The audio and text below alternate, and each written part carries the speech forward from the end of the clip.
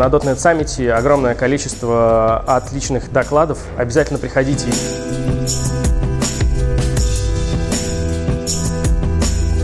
Total wide experience, lovely experience, and I know now what it means to be a developer.